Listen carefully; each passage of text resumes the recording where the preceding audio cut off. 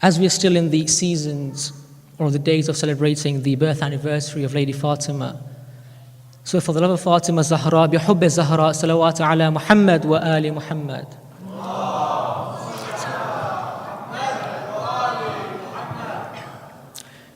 Bismillahir Rahmanir Rahim. Allahumma salli ala Muhammad wa ali Muhammad. My dear respected elders, my brothers, my sisters, scholars, Salamun alaykum wa rahmatullahi wa barakatuh. I understand that time is of the essence, and so I'll do my utmost to try and keep this presentation as brief and concise as possible. Firstly, I'd like to commend Project Zainab for hosting this gathering here this evening. It is very heartwarming to see so many youngsters around us, both male and female, taking up the opportunity to speak publicly.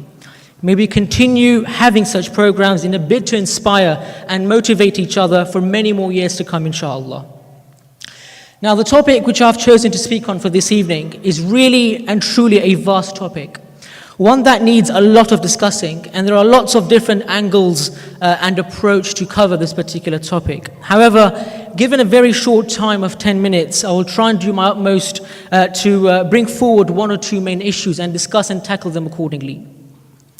Now, defined by William Safire, who says that the generation gap can be a frustrating lack of communication between young and old, or a useful stretch of time that separates cultures within a society, allowing them to develop their own character. So the two key elements from this definition are lack of communication between young and old, and secondly, a stretch of time that separates cultures within a society. So let me begin by discussing the first element, communication. In today's modern era, there are way too many modes of communication, and technology has played a huge role in this regard. We have the more traditional mode of communication, the telephone, the mobile phones, the text messaging service, SMS, and then in the last decade, the emergence of social media, MSN, Facebook, and Twitter. And in the last few years, the very prominent emergence of WhatsApp and Viber and Skype. Now, I bet that almost half of us in this room would have already checked our phones in the last half hour or so to check if we have received a WhatsApp message or a Facebook inbox message. So we have all these methods and forms of communication, and every one of us here communicates with each other using Facebook or WhatsApp or Twitter. The more younger ones here especially. And as you can appreciate, that some of these platforms require the use of smartphones and gadgets that sadly our grandparents or even parents who are at a much older age find difficult to use. Some don't even know what all these methods are. And some, I wish not to insult, have tried to keep up so that they maintain communication with us. They call platforms such as WhatsApp, "What's up?" And at times we need to ask ourselves, for their sake, is it fair on them that they have to keep up with all these different methods of communication?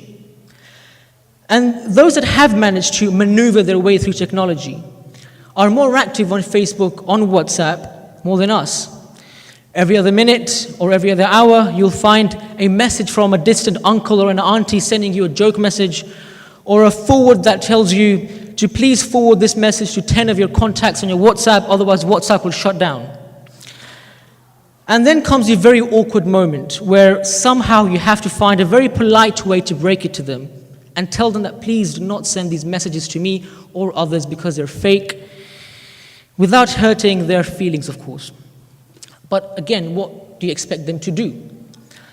They find that we youngsters do not communicate with them regularly via the modes they are most comfortable with, i.e. picking up the phone and really having a heart-to-heart talk on how things are, catching up with them, just asking them what they've been up to over the last few years or over the last few weeks, and just keeping in touch with them and doing sila raham, which means goodness towards our blood relations.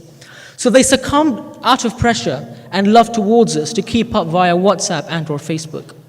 And so personally, we should really make a conscious effort to communicate with our elders in a form that they are most comfortable with.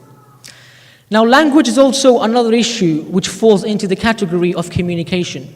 And I wish I had more time to speak on this particular topic, as I'm very passionate and a firm advocate that we must learn, and speak with our mother tongue at home. The mother tongue allows us all to protect the traditional values of our ethnic cultures. And each culture and tradition has a beauty of its own. For the Holy Quran testifies, O mankind, we created you from a single pair of male and female, and made you into nations and tribes that you may know each other. Verily the most honored of you in the sight of Allah subhanahu wa ta'ala is he or she who is the most righteous of you. And Allah further says in the Holy Quran, and among His signs is the creation of the heavens and the earth, and the difference of your languages and colors. Verily in that are indeed signs for those who know. So therefore, keeping true to our language and culture is one that we should all be proud of. We ought to emphasize to parents who still speak in their native language to pass it on and to teach it to their children. I'm very grateful to my parents that while growing up back home in Africa, in East Africa, Tanzania, I learned a total of 3 languages, Gujarati, Swahili, and English. And also along the way picked up Urdu and Kachi. Now, I understand that today we live in a society which requires 2 breadwinners, a 2-income household where both the husband and the wife must work in order to keep up with the soaring bills and expenses. As a result, parents do not have the time to create that bond with their children. And this is a very sad situation indeed. But parents, and I say this to remind myself as well for when I become a parent, inshallah, that it is important to find the time for children and become their friends. Or else, there will come a time where children will be ashamed of their parents. And parents may feel a little like discarded old shoes, as friends outside the home become all more important to their children. And definitely, it is not unusual for teenagers to go through a phase where they feel ashamed of their parents, afraid that they, the parents, may not live up to the standards of their so-called friends. And so, when we compare the 2 generations, we find that there is a considerable difference in the lifestyles, habits, likes and dislikes of the people belonging to these 2 separate times, and as a result, problems due to age gap arise. More and more parents and their offspring agree that they just can't understand each other. This lack of understanding of social, moral, political, or religious opinions leads to a lack of acceptance, which is the primary reason why families break. And so to end my presentation, I wish to share with you all, especially the parents here, and those that will inshallah go on to become parents, to help bridge this ever-widening gap. So number 1, communicate constantly. There cannot be more truth to this than the fact that communication plays an important role in bridging gaps, not only between parents and children, but also every relationship that we can think of. When we communicate respectfully with our children, we are letting them know that we are willing to do all it takes to lessen the age gap and understand things from their point of view. Number 2, be open-minded. Open-mindedness means widening your horizons. When horizons are widened, we open the doors and windows of our hearts. We look at things with a new perspective. This helps us to understand why what is being said is actually said. This is very important if we want to understand our children's priorities and habits. Number 3, learn to accept. Trying to understand your children's world is no mean task. It takes a lot of different efforts to understand the younger generation. We have to first accept that we live in a society, or we have to accept that we lived in a world, a different world to that of our children. A world different to maybe where corruption was much more lesser back in our times than there is now. And then we have to make the effort to understand and accept our children's perspective and priorities. This is a very big step that we can take towards bringing the generation gap. The main question that we ask ourselves now is, who does this onus lie on? Or whose responsibility is it to bridge the generation gap? And the answer which I would like to put forward is both. Both children and parents both need to make a conscious effort to bridge this widening generation gap. How? So as mentioned, and to summarize, number 1, children need to communicate with their elders in forms they are comfortable with. Be receptive to learning the language of the parents and grandparents.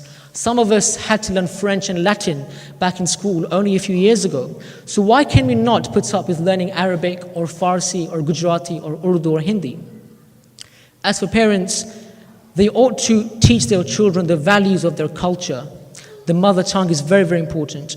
Be open-minded and be more receptive to accept and to change. Thank you for listening. Assalamu alaikum wa rahmatullahi.